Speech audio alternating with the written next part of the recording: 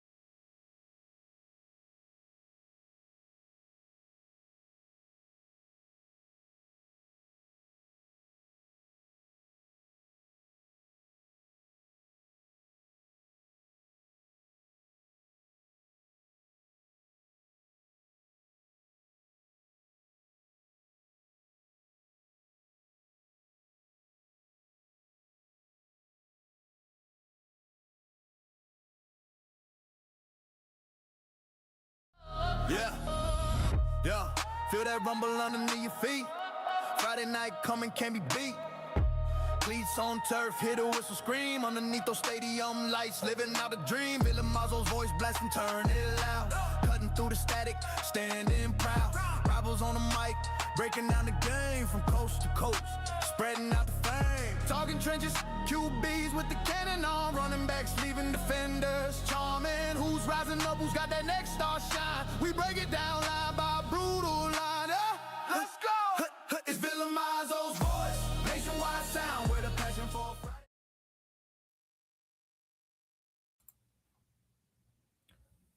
All right, everybody. I know we got a lot of people tuned in here tonight for the first episode of Villa Marzo's Voice. This is a national high school football podcast. And, well, this has been something in the works for quite some time. Had a lot of people ask me all around the country, why don't you write all these articles all week long, 50, 60 some odd stories. Why don't you have a podcast? Why don't you talk about this stuff? And kind of looking around the country and seeing all the different podcasts that are out there in each state or region, whatever areas you're following your high school football action. I mean, why not listen to somebody who's covering it from coast to coast, really trying to keep tabs on every state, every region, all around the country? Why not hear it from my voice? Because I know everybody kind of wonders who's the guy behind it, who's the guy writing all these articles Sunday to Saturday, and I'm on everybody else's, so why not have my own? So I'm Andy Villamarzo. If you don't know who I am, I'm Rivals high school sports reporter on the national level, covering football, basketball, anything else you can probably imagine. Football, obviously, though, reigns supreme. I know we talk about this probably 365 days a year. I know I probably write about it every single day of the year. That's because there's always some kind of news, always something going on with high school football. So I feel like every week we can bring out new guests, topics, have head coaches, reporters, content creators, people in regions that cover high school football come onto the show, kind of tell us a little bit about what's going on in their area, and be able to really hear about all the stories when it comes to high school football, not just the main states, not just California, not just Florida, Texas, Georgia, I mean, we know a lot about those states. They get the coverage. But there are other states that do play high school football. I know it's probably just foreign to a lot of you. You're probably like, no way, there isn't. That's the only states that produce those recruits or they produce the top teams. But did a lot of traveling last year, a lot of traveling, and got to see some good high school football in other states. And I feel like there's great players all over. Uh, I get kind of messed with by my buddy and colleague Larry Bluestein over at Prep Red Zone. He's always kind of poking fun at me about states in New England, and I think today he was saying something about Montana, Wyoming. Gotta love my guy. I've written articles about all those states, and hey, not saying I'm the expert in those states, but I mean, know a little something, and also got to make a mention. Hopefully, I'm not interrupting your WrestleMania 42. I know that that's going on. Somebody made a mention to me about WrestleMania is going on right now. Well, just take an hour out of your time. Hopefully I'm intriguing enough. I'm trying to wrestle with the high school football matters that are going on around the country, kind of the big debates or topics that everybody wants to hear about. And you're not going to miss CM Punk versus Roman Reigns, so don't worry. That's later tonight, probably sometime between 9 and 10, so you're not going to miss anything. But I want to start jumping into this. Got our first topic, the public-private debate. And I feel like this is something to really kind of dive into, just because all around the country, I feel like there's some kind of tension with this, or there's some kind of movement. I feel like when you look at states like Alabama for the first time in 104 years, I mean, think about that. We're going back to World War II. I mean, around that time, before that time, and Alabama's finally, the Alabama High School Athletic Association, finally splitting up public and private. And now they're going into the 2026 season under, a new era when it comes to high school sports. And you're going to have your public state championships and you're going to have your private state championships. And I think that's kind of really impacted the rest of the country, because they see something like that. And now everybody else is kind of starting to think, well, when are we going to do something like that? Now, I'm here in Florida, and that's something that I feel like I don't think we could ever see. I don't feel like public and privates are going to be split up. I don't think that schools in this state would allow that, just because it's been going on for so long. But in talking with a lot of coaches about public and private in Florida, I mean, you got both sides feeling like one has the advantage over the other. I mean, I just talked with a head coach who he's won 4 state championships, and he feels like the private schools have the upper hand, that they have that ability to be able to get players into their schools versus what, a public school can do when they have, they're held to boundaries. Now, I do know a little bit about there's non-traditional students, and if you don't know what those are, well, they're kids that take online classes. They take online classes, and then they have kind of a hub of schools that they can kind of choose from based on their region. So, I mean, that goes on in Florida immensely, and there's been some articles out there. You can kind of check them out when it comes to the non-traditional students. Kind of get yourself acclimated to that if you're somebody that's interested in how Florida has so many transfers, because you probably would find, and I don't have any data to per se back this up, but I would believe that if there was some kind of data out there to give us, that there would be a high percentage of these transfers are probably student athletes that are at home virtually learning versus actually being in the classroom. So that's something to where, hey, I mean, I'm not going to do some Pablo Torre finds out and dive into all that, but I do feel like that is mostly the case. And then if you go to the private schools, they feel like, well, hey, I mean, public schools have some kind of advantage, right? I mean, they're able to get, money from the state. I mean, publics would say the same thing about private schools. Kind of learned a little bit recently about that. There's vouchers that go into place for these schools. I would say for this state, anyways, how can you really tell, right? I mean, a lot of these elite schools, if you're a school that's a blue blood program, a private program that's on the come up, I mean, if you have kids coming in, if you're trying to be that kind of program, I mean, to me, it's like what's the difference? Because right now, looking at the top teams in the state, I mean, everybody points at IMG Academy for getting players into their school. That I think I saw a thread. I think over the last like 48 hours, somebody was saying IMG Academy, a lot of their recruits or a lot of their players, they don't come from this state, so they shouldn't count towards anything anyways, like when it comes to Florida. But I mean, if you look at where some kids are coming from going to public schools or private for that matter, there's players coming from other states that go to these schools. I mean, I believe Nashawn Montgomery is a player he's from Rhode Island, transferred down to Miami Central, played, committed to the Gators. I mean, his home was Rhode Island. So comes down to Florida, obviously continues building on his name. And I just feel like that's one of many, many stories that we could go down that road and say, hey, they're not here from Florida. They weren't raised in Florida. They didn't play their youth ball in Florida. They didn't play middle school ball in Florida. They didn't even play the early parts of their high school career in Florida. But I digress on that.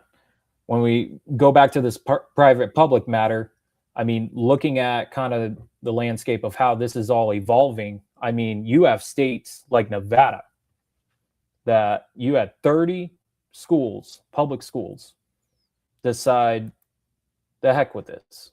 We are not going to stay in our state association. 30 Clark County schools decided to go independent and get away from the Nevada Independent Athletic Association and just play an independent schedule. And they're going to do that for the next couple of years. And I know to some people, they're probably like, that's crazy. Like, how could you run away from competition? How could you not want to take on those teams, which Bishop Gorman is kind of the team that I feel like maybe they're trying to duck smoke, as they say. But Bishop Gorman is one of the best high school football programs in the country. Last year finished inside the top 10 for many of these national top 25 rankings. And I mean, Brett Browner's got a great program. Got to speak with him last week. Hopefully we'll have him on the show here.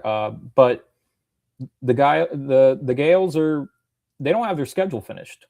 Got to talk to Coach Browner about that. I mean, he's hoping to have it finalized. I'm not going to leak any games that he may have mentioned, but I mean, just Bishop Gorman is a team that you're not looking at them on your schedule and saying, oh, I can't wait to play Bishop Gorman. I can't wait to take them on.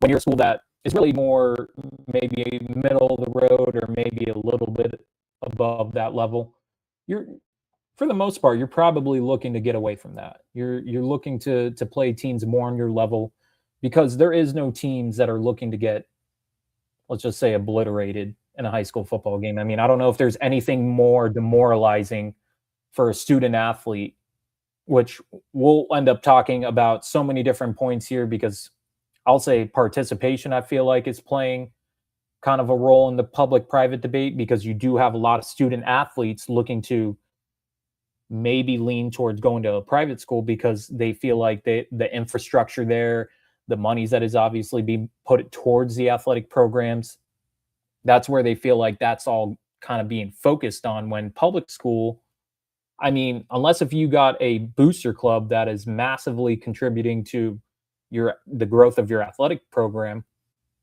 you're feeling like, for the most part, how are you going to grow as a student athlete, or how are you going to be able to, excel at the school you're at? So I'm not advocating for, kids that think that way. To me, like, I was a kid that went to school all 4 years. Not that I was some kind of standout of any sort, but I mean, it's hard for me to kind of relate to the new day and age when it comes to, transferring, which we'll touch on that.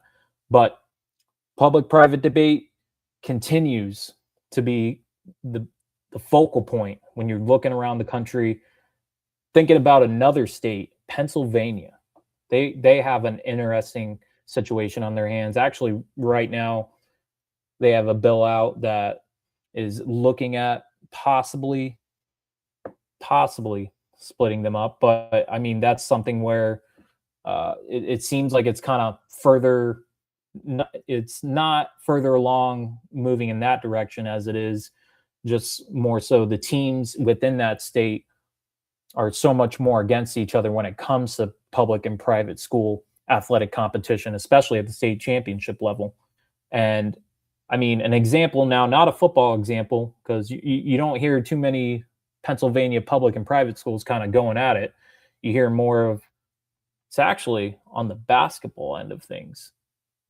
Old Forge High School, they ended up playing in a state championship game and they ended up losing to a private school. And their superintendent has made it very well known that he wasn't too happy about that, and to the point where he has sent multiple letters to the Pennsylvania Independent Athletic Association regarding just public private school play. And I mean, in their loss to Sequickley Academy, it was the Double A state championship game. Now I'm reading off what Old Forge School District Superintendent Dr. Christopher Gatto sent to the PIAA. And I mean, here's just a little bit of it, because I don't want to read the entire letter that he wrote, but he says Old Forge is a clear example. Following deep state playoff runs in the 2020, 2021, and 2021-22 seasons, our boys basketball program was moved up to the AAA classification for the next 2-year cycle, despite having an enrollment under 350 students, grade 9 through 12. Those playoff runs, which triggered that move, were both ended by non-boundary schools. To be clear what happened, a small public school competing within the limits of its tiny geographic boundaries advanced deep into the state tournament, lost to the programs that are not bound by those same limitations, and was then moved up a classification because of that success. At the same time, those structural advantages remain unaddressed. That is the flaw. The competition formula adjusts for success. It does not adjust for access. That doesn't tell you kind of the problems that are going on when you look at public and private, and how you even have administrators at the highest level reaching out to the athletic associations, basically putting that into a letter and saying, hey,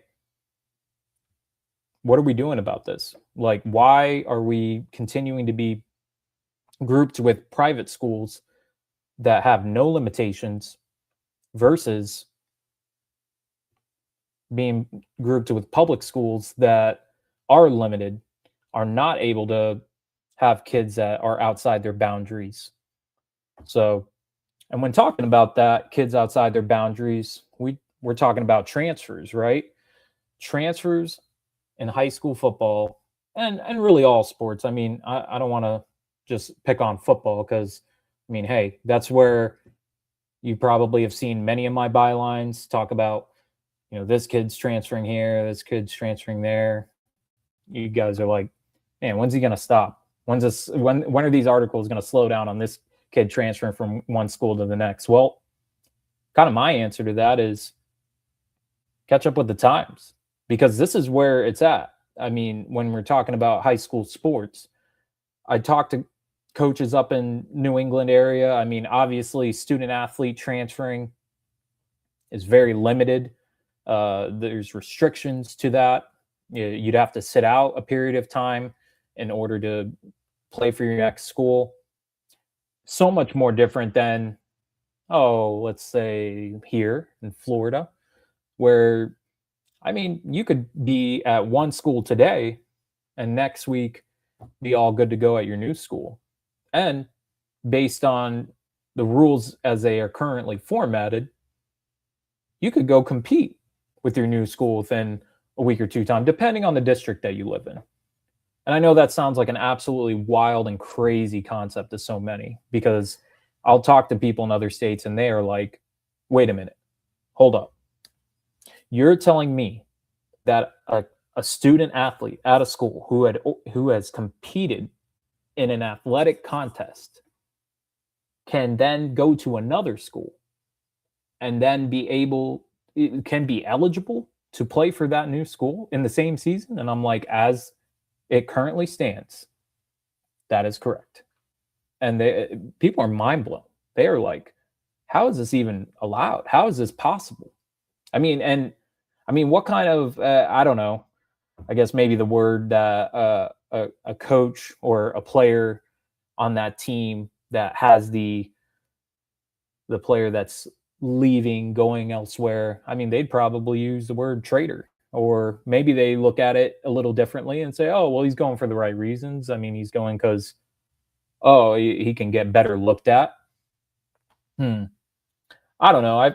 My opinion on this is why it's Villamarzo's voice. This isn't the voice of everybody. Obviously, there's different opinions out there, but my opinion is we're in a day and age where if you're a student athlete and you feel like you're going to get a better opportunity just going somewhere else, I feel like that is misguided, because we're in a day and age where social media has opened so many doors when it comes to being able to see your film, see what you can do, versus this old school approach where it's only if you're standing there with your own two eyes being able to. And not that I'm somebody that disagrees with anybody who goes out to athletic matches. I feel like I'm somebody that wants to be at every football game that I can be at all throughout the high school football season. You guys probably followed along with my crazy traveling last year. I went and started the season over at Buford. They opened up their $66 million palace of a new stadium against Milton in Georgia. And this went all the way, which, funny enough, the last game I covered of the 2025 season involved, well, actually, it wasn't Buford. It was the second to last game, but they were against Carrollton for the GHSA Class 6A state championship. The last game was Thomas County Central against Gainesville. That was the last game I got to cover in the 2025 season. But all roads lead back to Georgia, right? And got to see a lot of high quality football. Transferring in that state, it's a little different compared to their neighbors to the south in Florida. You look at Georgia and they have more restrictions to that. Depending on who you talk to, obviously there's a lot of opinions about that. There's a lot of people out there saying, well, I don't know. It depends on what area of the state, I guess. But still, I think there's bona fide transfer rules in place in Georgia that kind of curb the transferring to a degree. It's not so much of a kind of free-for-all, kids going all over the place. And I don't blame this on Florida's FHSAA. This is something more on the state level, the state legislators, when it comes to what is allowed with student-athlete transferring. So I know a lot of people love to direct their anger and just frustrations are like, FHSAA, like, why don't you do more? Why don't you stop this? It's like, it doesn't really fall on them. It's just more so the orders they have over their own head. So it's like, whenever something fishy comes along their desk and they feel like there's something they have to look into, when it comes to transferring, it better be foolproof, bulletproof. I don't know what other level of proof you need, but you need it. You need it in order to prove that there's some kind of mischievous dealings going on when it comes to somebody transferring from one school to the next. And that's obviously such a hot topic with everybody. And this is our pilot show. This is the soft launch. So we're kind of just having a kind of preliminary conversation about it, because obviously it is a hot topic. It is something that everybody, I know over in Tennessee, this is a big deal because they did just put a big restriction when it comes to transferring as a student athlete within Tennessee. The TSSAA just put a restriction on student athlete transfers. They're kind of opening that, let's say, portal up that you can transfer. But caveat to that, and they just voted this, is, hey, if you have already transferred in your high school career, that's your one freebie.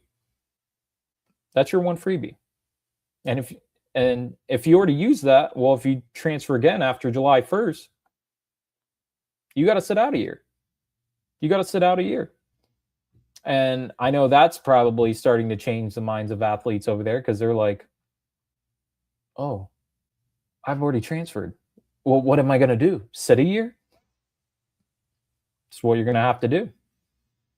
And I think that would be a great rule, not just for the state of Tennessee. I'll say kudos on them to making that vote, but I would say around the country. I feel like something fair would be, if you're going to transfer that much, I mean, there needs to be some kind of restrictions in every state. And I'm not saying maybe like a full year, but some kind of 6-month period. I mean, because I can tell you right now, there's going to be a lot of decisions made here within the next couple months when it comes to, you got spring football in Florida, Georgia, California, Alabama. I mean, let's just say you're going to have families and the student athletes kind of reevaluate things. They're going to look at the team. They're going to look at their own role with that team. They're going to be seeing, like, where are other teams kind of falling into place when it comes to going into the 2026 season.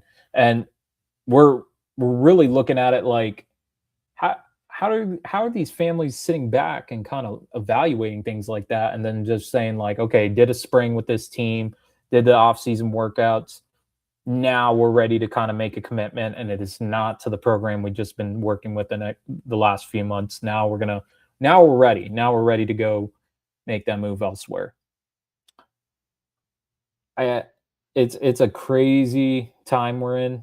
I see the opinions of so many. I see a lot of writers that have been doing this a long time. I see the comments that are out there. Everybody's chiming in, basically saying, what is going on? Why are these kids doing this at such a rampant rate? And I'll say, for down here, this has been going on. This is not no surprise. This isn't something that I look at and go, well, hey, I mean, just saw a top defensive player out of Tennessee, Macaulay School, transfer, go down to Florida, go to West Boca Raton, a back-to-back Class 6A state champion. These things happen. I mean, it's going on a, if not daily basis, a weekly basis. So you're seeing these transfers happen, and let's just say it won't be the first, won't be the last, and it's just going to keep going. It's going to keep going all throughout the next few weeks here as we begin to enter the off season once again. Going into the summer, we're going to see some big names decide that they want to go elsewhere just for the opportunity to compete for a state championship. And that's where I think it's a cultural thing that's going on, because they see the college football players doing this when it comes to transferring, entering the transfer portal, and then they get picked up, and then it's announced, and it's, I don't know if we're going to go with celebrated, but we'll just say it's out there. Like, there's attention given. Kids love attention, right? I mean, it's kind of why they want that out there. They want the graphic. They want the notoriety of being noticed that they're going somewhere. And hey, I know some people don't view it as news when kids transfer, but I mean, I certainly do, because it's something that needs to be recognized as you have a major player going from one school to another. Major, I guess, depends what your definition of a major player is. I feel like somebody who was consequential to their team's success, whether that is determined in stars or determined in yardage or touchdowns or whatever position they played, and then they go to another school and they bring those talents there. I mean, there's a player that had no stars, played at Gatlinburg Pittman last year, Braden Maples. He's transferred to Sevier County in Tennessee. And to me, that's, I don't know. I think that's a big deal, because he rushed for over 1,200 yards, scored over 10 touchdowns. So part of a team that went to a state championship game. They fell just short, And now he's going to another school where he'll team up with some potential Division I Power 4 kids, and they'll probably have a really good team, and they'll have a strong chance to compete for a state championship. So you see a lot more of that going on, not just in that one isolated transfer. I mean, there's so many others that go on. It's not looking into it saying, look what they're trying to do. They're making these decisions. They're deciding to go from one school to the next. And whatever that decision was, it's made by them, their family. And they feel like that's in the best interest of what they're doing moving forward. So, I mean, looking at all that and everything considered, this is kind of what goes into it, really, when you think about it, and you really kind of sit down and say, why do these kids transfer? That's why. That's why I think it's so much of a kind of vicious cycle that every week we got to go through, and we're going to continue to go through. So if you're one of these guys in the industry that is like, why do they keep doing this? Well, I'll just get used to it. I probably wouldn't just keep complaining about it, but hey, that's just my take, and I'm going to stick to it. But we're going to bring in a special guest. He covers high school football in the area in Tampa Bay, and I feel like we've had some pretty good conversations when it comes to high school football. I'm going to bring in Alfredo Muente. He's going to be our special guest here today. And Alfredo, thank you for coming on the show. We got some good topics to talk about. Yes, indeed. Thank you for having me, Andy. It's a pleasure being here on your first show. Hey, absolutely, man. And you've you heard a little bit about the public-private debate. Obviously, really hot when looking around the country, when you just got states that have schools leaving the state association to go independent. You have superintendents deciding to write letters to the association. You have a state association that for 104 years had the same format, public-private combined. Now they're splitting it. I mean, the times are changing. So what are you seeing when it comes to this private-public debate?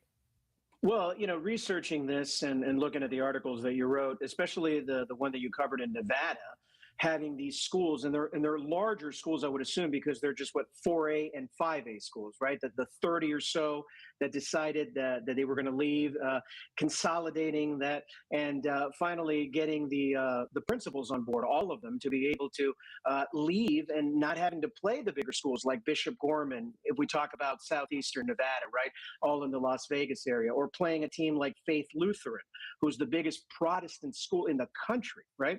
So you were talking earlier about how why would they not want to play these schools? Why would they not want the visuals out there? To be going up against these top schools. Well, I think a lot of them just want to be on a level playing field, right? Like they said, and I think that the principals agree with that. They approved it. They think safety comes into play as well. One of the things that they talked about, and I think that's important too. A lot of these schools are way smaller, and a lot of them really don't have a chance. You also brought up Pennsylvania. You brought up the basketball teams and the letters that were written to that particular area. And so I think that wanting to be on a level playing field is important, whether it's in football, basketball, or any other prep sport. And that's one of the reasons I think why we're seeing the switches and the players going from one school to another, like you talked in the transfer area. So I think they go hand in hand. But it's very important what's going on in some of these states, like what's happening in Pennsylvania. And they're even taking it to the legislation, right, to the House of Representatives in that state. What's happening in Nevada and what's happening in the other states as well. The transfers going on in the state of Tennessee, like you were talking about, that the exception would be to, I think, hardship could play into it, right, as an exception that if that gets passed, that they could potentially be able to transfer even if they already have one varsity academic record on year, if they already transferred once. So, there's a lot that goes on with this, but very, very polemic articles that you wrote. And I think it's very important to talk as a topic. And you said it's something that is going on this day and age that probably we didn't see 15 or 20 years ago.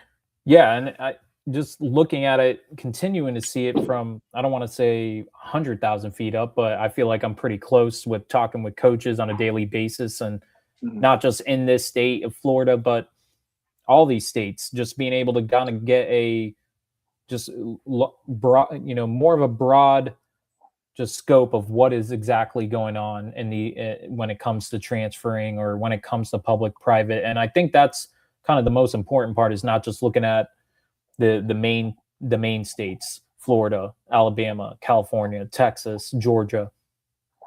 I get it. Like, those states, obviously they garner the most attention because of the national high school football teams that they trot out and the players that are on them. But there are these issues in other states as well. And they're trying to battle this on a daily basis, just trying to figure how can they move. I mean, I feel like transferring and public private is kind of contributing to kind of the, should I say, the existential threat to maybe high school athletics as we know it, just because there are some signs, I'll say small signs, that the interest in playing sports it's going down. And I know the NFHS is putting out information and data year in, year out when it comes to football. Is obviously, in their eyes, based on the data, it's growing. But in talking to some states and knowing some schools and based on their numbers, that isn't the case. That is not so much the case when you look at some of the schools even here in Florida where football is considered king, but the numbers are going down in many areas. They're not getting the numbers that they were used to having. Now, whether that's because of new schools opening in certain regions, whether there's more of a, or probably less of an interest to play high school football, just because we got to think about it. You do it right after school. I mean, usually probably around the hottest part of the day, probably around 2:30, 3 o'clock. You're going in and you're going to go and practice. But I mean, kids nowadays, that may not be what they exactly want to do. They don't want to go out in 90-degree heat and practice.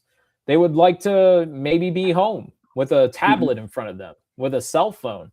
So I feel like that is something that isn't being talked about more. I think I feel like that's just saying the quiet part out loud, but I feel like that's also contributing in a way to transfers and even this public-private deal, because you have those kids that really want to excel in sports go to these private programs where they feel like the infrastructure and the funding is being directed right into athletics. It's funneled right into athletics versus kind of the hamstrung public schools, where if they don't have that funding from the booster clubs, from donors, if the county or district allows it, they don't get that. So, I mean, what do you feel like, just kind of looking in the area here of maybe even just Tampa Bay, like, do you feel that there is maybe a drop when it comes to participation, and that might be kind of a big contributing factor when it comes to transfers?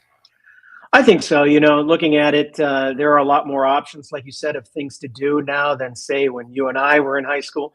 A lot more tech, a lot more things that the kids can do, right? Who wants to go out, like you said, doing 2-a-days before school starts, before the school year begins in 95-degree weather? There are other things that kids are being drawn to. And I have noticed it in the last few years, especially in Pinellas County, where I cover. And I can give you a micro example of how transferring does, on a level, change things.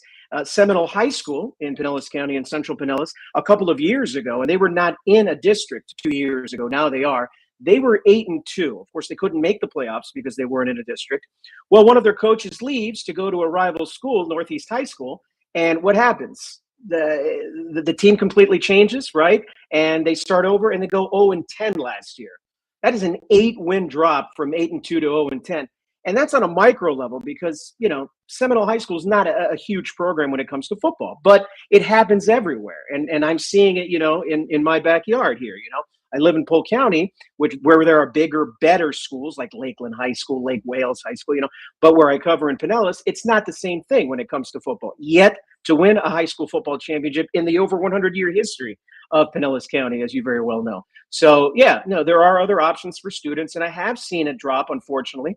But there are over 600 different programs in Florida that play football. So, I mean, the opportunities are there, but kids do want to play somewhere better. And I think what Alabama did, separating, from private to public schools at the levels where you have just 1A and 2A schools, now just the private schools, and then 6A through 1A. Also in the public school sector, I think that helps, and like you mentioned, it's been 140 years since that change was made, right? When Warren Harding was president. Yeah. Warren G. Harding, I believe. Warren G. Harding. 20. Yeah, I think. Yeah, 1922. Yeah, I think that's our 28th or 29th president, I want to say. So yeah, 28th. Yeah. Yeah. So I know a little bit about the presidents. You do. I can name them in order, kind of. I know Franklin Delano Roosevelt's our 32nd president. So some people would never know that I could recite most of all the presidents in order, but we'll save that for another time. Well, that's great. I used to be able to when I was younger. I've forgotten some of them. For whatever reason, I still got that embedded in my brain. I'm able to just kind of start wheeling them off. George Washington, Thomas Jefferson, John Adams, James Monroe, and just kind of go down that just line of presidents that have been there all throughout our time here in the United States. So in our defense, though, there are more presidents now than there were when we were learning them back in the day. Oh yeah, I mean, yeah, if you're in the 1860s, I mean, yeah, you only had to know 15, 16 presidents. I mean, Abraham Lincoln was the 16th, so it's like, hey, I only need to know like 15 others, and then as you continue to go down the line, now we got to know 47 of them, and there's only 2 that had non-recurring. Right. Yeah, Grover Cleveland being the previous one. Yep, and then Donald Trump. So obviously, don't want to go down too much of the presidential just rabbit hole, but do know a little bit about our presidents here. But going back to high school football, and I mean, I'm happy you brought up just a little bit of the local flavor.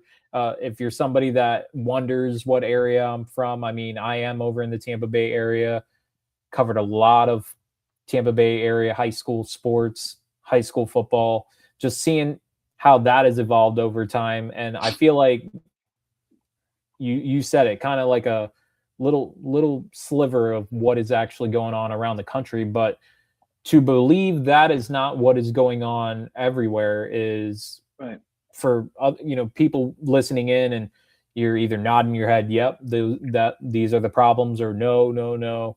I mean, you have to be just lying to yourself. You got to be naive. You have to use any other word to just denial. I mean, these things are going on even with programs that are elite. They're seeing now. I do know some Central Florida schools are absolutely blessed when it comes to numbers. I believe Lake Mary High School last year had 180 kids come out to play football. So talk about some numbers. Right. I mean, you could probably poll 600 of the coaches in the state. They would say, well, I'd love to have 180 kids. How could I ever find that many boys to play high school football? Right. Seminole High School having that problem or issue of a coach going from one school to another and then having players follow. Where does that happen at? College football. Yeah, that happens in college all the time. I mean, Kirk Cignetti was at James Madison. People wonder, how does this guy come from virtually the unknown, and then he goes to Indiana, and then 2 years into his tenure there, he wins a national championship? Well, connect the dots.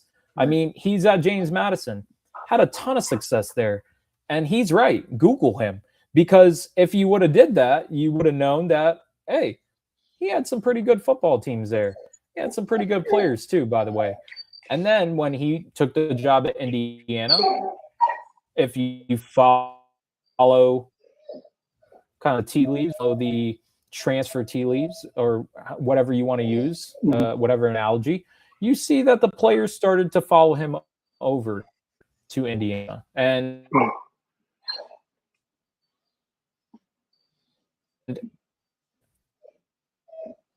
really they Did we lose Andy? comes to just having a football team that nope. I am here.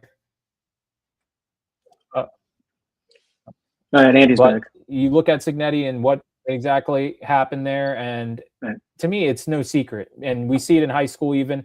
There's coaches that go from one school to the next, and then you start to see transfers happen from Right. that school that he was at, whatever coach, insert name here, to the next. So I think that's obviously a growing problem as well. I mean, I believe in Georgia, there's a rule that you can't follow the coach to his new stomping ground. So, I mean, I think that's something else to also consider is maybe having that a part of a state's bylaws, not having players follow the coach, because obviously it doesn't allow the next coach of the program where the player's leaving to be able to actually have any success, because he's going to lose all these players and not be able to kind of continue to really pick up the proverbial torch and run with it. He's got a torch that's not lit whatsoever, and he's trying to build that program now from the ground up with none of the players that were there the year before. So I think that is, you brought up the great point of Seminole. I mean, there's so many other programs that have dealt with issues like that. Now, look, you mentioned Lakeland, you mentioned Lake Wales, you mentioned some of these Polk County powerhouses, I would say.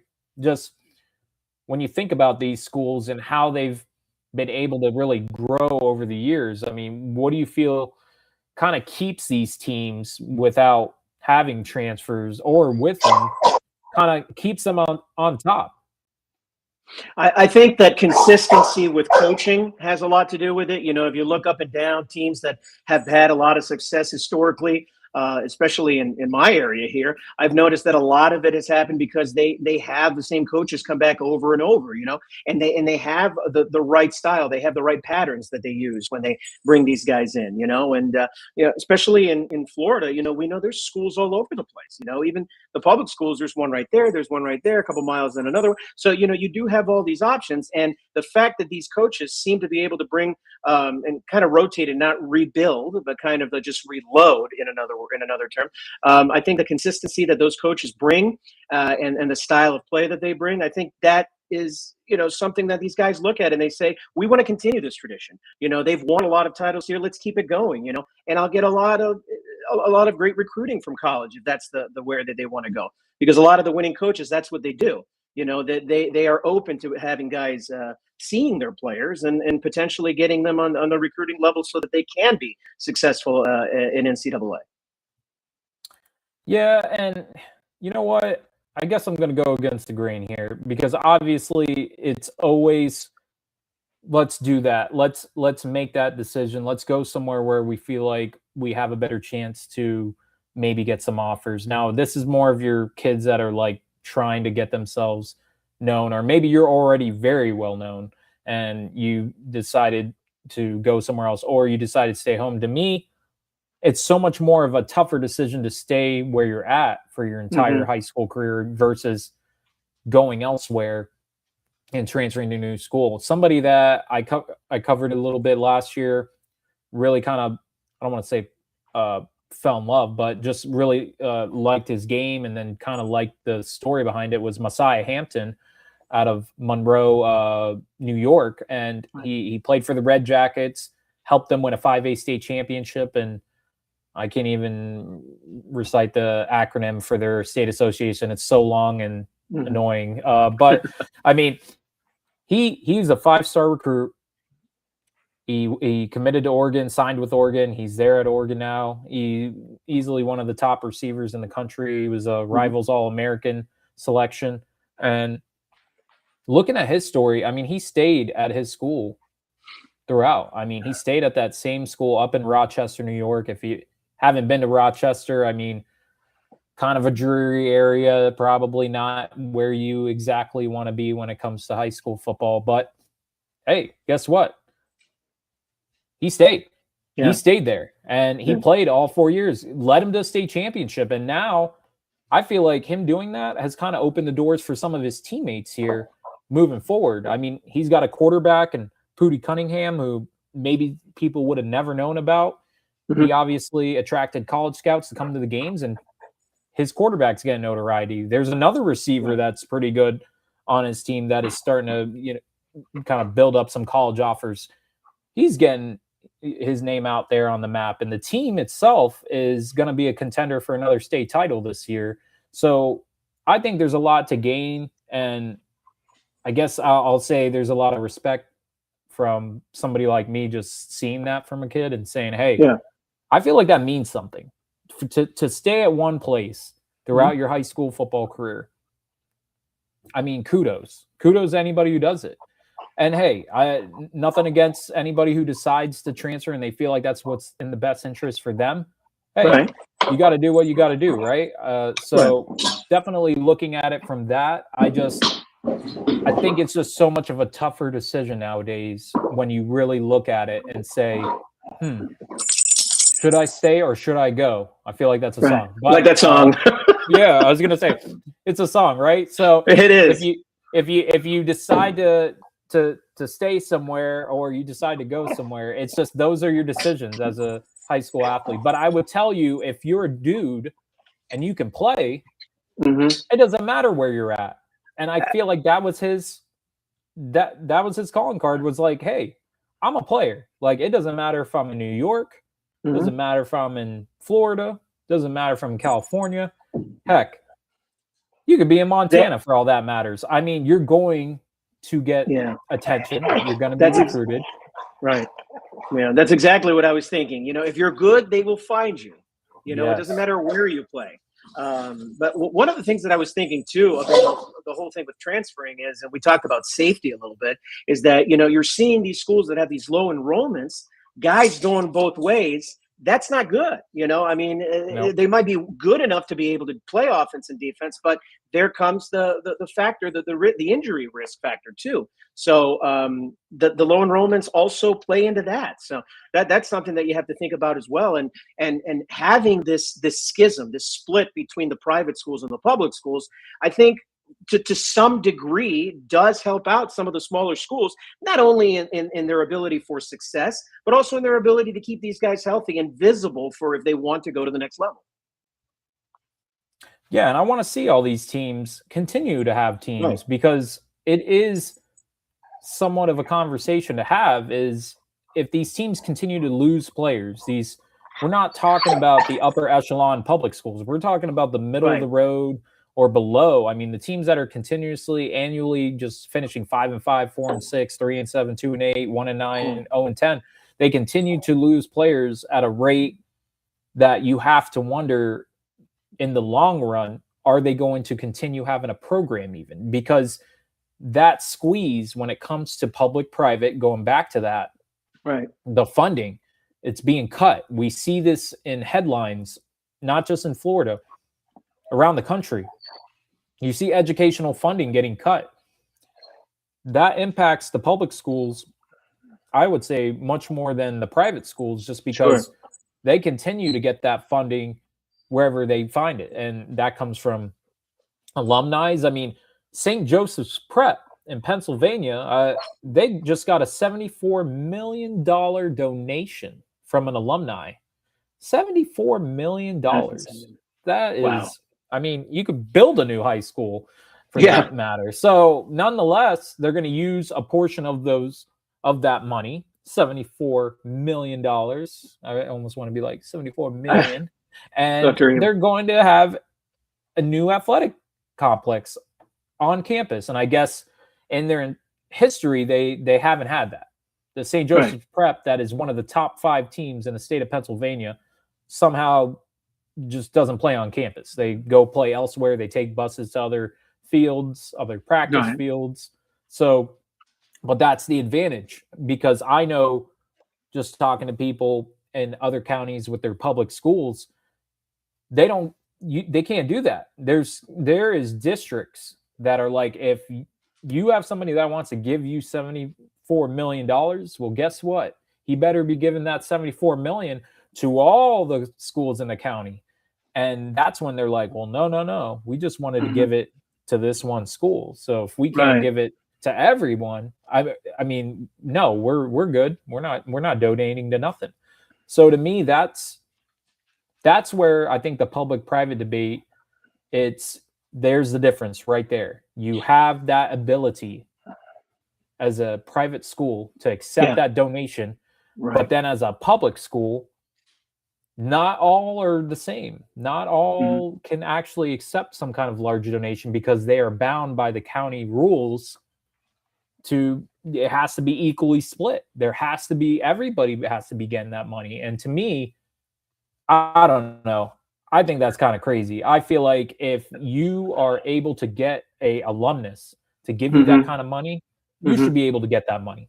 Like, that just sounds absolutely crazy to me. But Right. what's your quick take here? I know we're kind of running out of time, heading to 8:00, but what's your kind of final take on that? I agree. I mean, I think if somebody wants to give that money, that they should be able to accept it, but it should also be able to happen at the public school level, level as well, right? I mean, but funding is an issue that not just in high schools there could be contractions. It happened to a school that I worked for in Melbourne at the college level. I was working for Florida Tech University, FIU.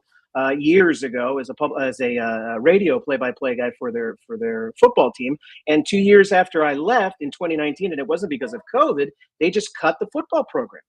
I mean, this is a school that made the playoffs at that D2 level. They played teams like Valdosta State. They played, West Alabama. They played relatively big schools for that, and then they were gone after just a couple of years because of funding. They cut the football program. Now, one of the things that I was going to ask you is that 74 million, is that just for athletics, or does that also go to, like, say, adding to academics, like building a library or something? Because that would be nice if they could do that. Actually, yes. Yes. It's contributing to more than just the athletic complex. They're going to Oh, build, good. from what I believe, more classrooms. There's going to be a new courtyard. It's definitely going to help the overall infrastructure of, we'll just say, the top Catholic high school in Philadelphia, Right. and St. Joseph's Prep. And it's actually where Marvin Harrison's son, Jet Harrison, goes to. So Oh. Jet is their 5-star wide receiver. He's a 2028 prospect. Got to see him last year in a game Nice. in Delaware and against DeMatha Catholic. So yeah, I mean, it's something, though, that looking at such a large donation like that, I mean, if schools felt like there was an opportunity for them to get that kind of donation into their school, I mean, I think you would feel like there's more hope.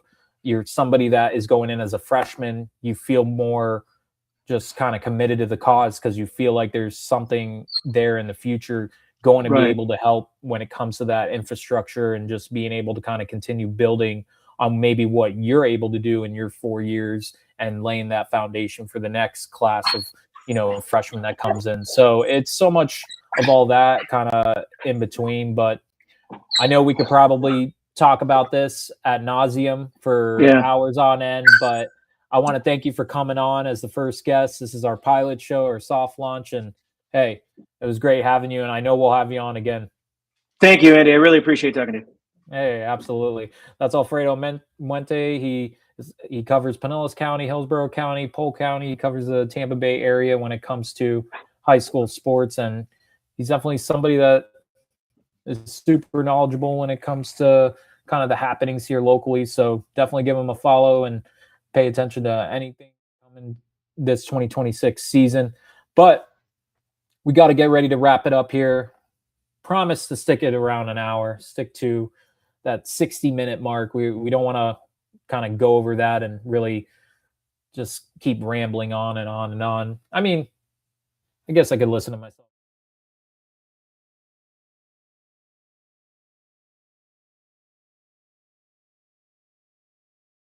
Initial show, the pilot show. Now you're probably wondering, well, hey, what's next? I mean, is this how it's always going to be? Is it going to be you and just some random person or a coach?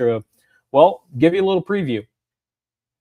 Plan is to have a head coach and a special guest. It could be a content creator, like I said from the outset. It could be a reporter from a region. It could be somebody that is independent that covers a sport. I mean, it's anything and all in between. We want to hear from folks all around the country when it comes to high school sports. So it's something that I feel like hearing from everybody will gain a better perspective, not only myself, but you as the listener from week to week. So I want to tell you about the next two people that I plan on having next Sunday, 7 o'clock.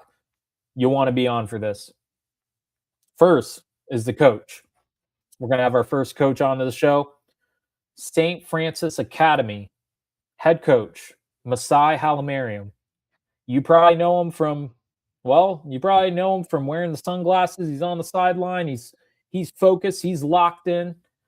We're going to have him on. He led one of the top teams in the country last year. And he's led these guys ever since taking the job from Biff Poggi.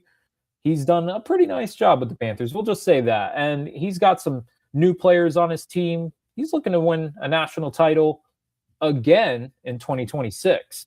We'll hear from him. He's going to tell us anything and all about Baltimore's finest, the SFA Panthers, St. Francis Academy Panthers. And then the first person I want to bring on. Now, if you people don't know him, just look him up. Just do a little research. Or as like I said before, Signetti said, Google him.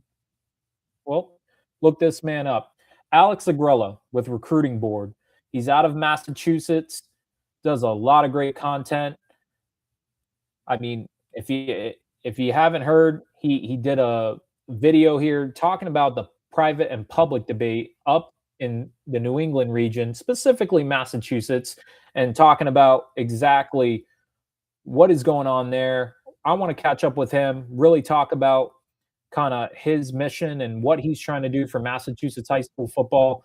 I've chimed in myself on some ideas when it comes to the state athletic competition, what the MIAA, that is the Massachusetts State Association, what they should do. So those are our two guests, Masai Halamariam with St. Francis Academy, Alex Agrella with the Recruiting Board. I'm Andy Villamarzo, Rig Rivals, for Villamarzo's Voice. We'll see you next week, same time, same place. Yeah, feel that rumble underneath your feet. Friday night coming, can't be beat. Cleats on turf, hit a whistle scream. Underneath those stadium lights, living out a dream. Villamarzo's voice blasting, turn it loud. Cutting through the static, standing proud. Rivals on the mic, breaking down the game from coast to coast. Spreading out the fame. Talking trenches, QBs with the cannon on. Running backs, leaving defenders. Charming, who's rising up, who's got that next star shine. We break it down line by brutal line. Let's go! It's Villamarzo's voice. Nationwide sound with a passion for Friday. Yeah. Feel that rumble underneath your feet. Friday night coming, can't be beat. Cleats on turf, hit a whistle scream. Underneath those stadium lights, living out a dream. Villamarzo's voice blasting, turn it loud. Cutting through the static, standing proud. Rivals on the mic, breaking down the game from coast to coast. Spreading out the fame. Talking trenches, QBs with the cannon on. Running backs, leaving defenders. Charming, who's rising up, who's got that next star shine. We break it down like